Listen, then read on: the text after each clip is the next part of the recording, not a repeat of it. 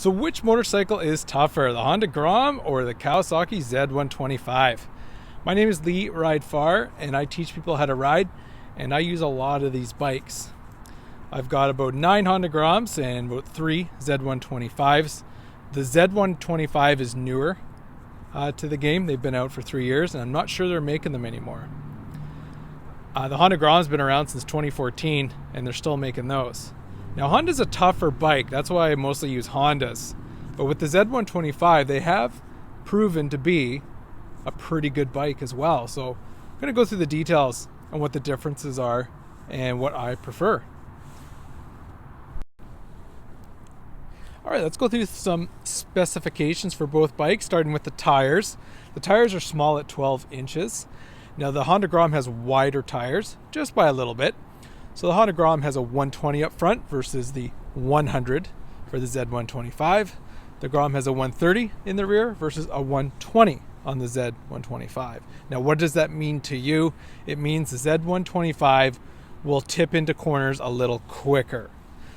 So if you like that bike being a little more easy to corner, then the Z125 is great for that. The Honda, not much of a difference. So if you're new to riding, you're not going to be able to tell the difference either.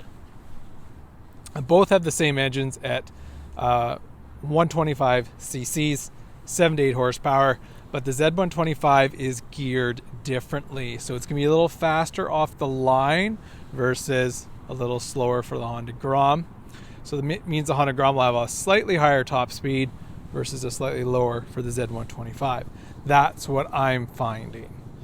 Now, what I like about that is this Z125 is a little easier to get going. Maybe the clutch is a bit different, maybe not, but I just find that when people are learning to ride, the Z125 is easier for them. The clutch friction point on the Grom is very far out, so your fingers have to come out a very far amount of distance in order to get that clutch friction point. So that's why I do recommend getting adjustable levers on the motorcycle. The standard ones are fine, but adjustable will make it easier for smaller hands. Small bike, so sometimes the levers are just out too far.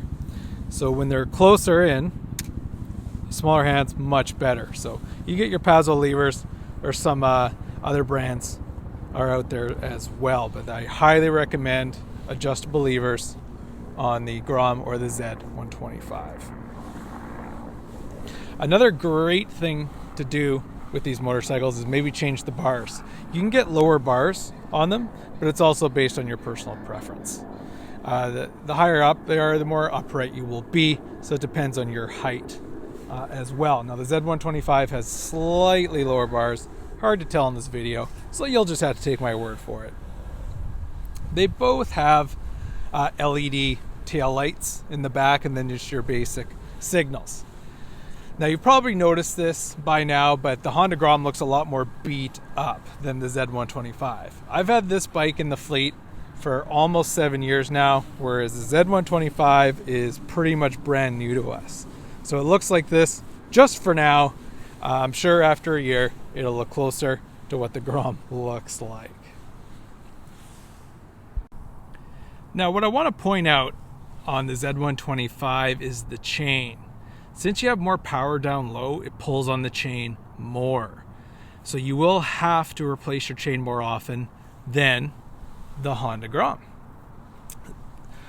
So that is good to know information because I did notice that immediately after getting the Z125s, I noticed chain wear. So on my first two Z125s, I had to replace the chain after 2,500 kilometers. Now, keep in mind, these are people learning how to ride, so they're definitely harder on it. Your chain will probably last longer unless you're a complete disaster learning how to ride. I also have stunt cages on them, and I highly recommend these if you're learning. It makes them nearly indestructible. So I just put a brand new one on this Z125, and I have another 2 with the same cage on it, and they are very tough. So highly recommend it. You might hit your shins on it, but the more you ride, the more you'll get used to how you need to ride it. So yes, your shins might have some bruises initially, but it really does save this motorcycle from getting absolutely trashed. Highly recommended. Now for the Honda Grom, it is a tougher, more reliable motorcycle so far. I mean, this Grom I've had for quite a while, and it's put up with the abuse that it's been given. The Z125s, the oldest one I have has been in our fleet for about 2 seasons now. It's still good, but this one's been in our fleet for 7 seasons. And so Hondas are known to be more reliable and tougher than Kawasaki's, and I still think that's true, but I'm definitely willing to keep trying with the Z125s just because they are easier on the clutch, and so far so good. So either choice seems to be like a good one so far. So it may even come down to looks. Now with the looks, you do get this large headlight at front. Same with the Z125s. It's way too big for this size. Now Honda did rectify this with their later generation, so it does look better. And the newest Grom does look pretty good.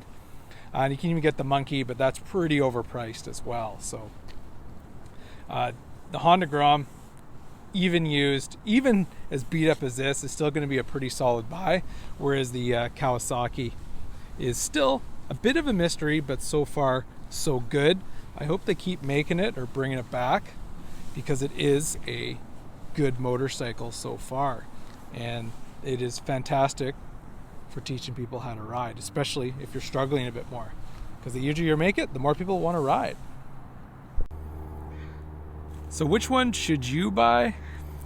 It's a tough choice, but right now I'd probably go with the Z125. If you can find a good deal on that, go for it. Can't go wrong. The Honda Grom is still a great deal as well. They can cost a bit more because they're more popular.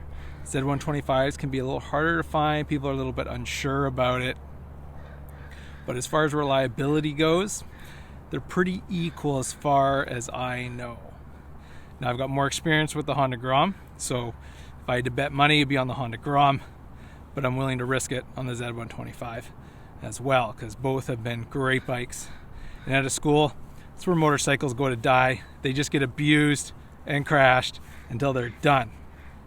And so we'll keep fixing and repairing them until they're done. So far, I have not lost a Honda Grom, and this one over my shoulder here has been with us for over 20,000 kilometers of hard riding. So, I mean, that gets my vote for the toughest bike, but maybe we'll do a video in a couple of years to see how the Z125s are faring. So tell me what you think or what your experience is, because maybe you're seeing some things I'm not. So yeah, like the video, please comment, let me know how these bikes are working for you. And if you have a suggestion for a similar bike that I should add to my motorcycle school, please do. Maybe I'm missing something. Thanks for watching. We'll see you for the next one.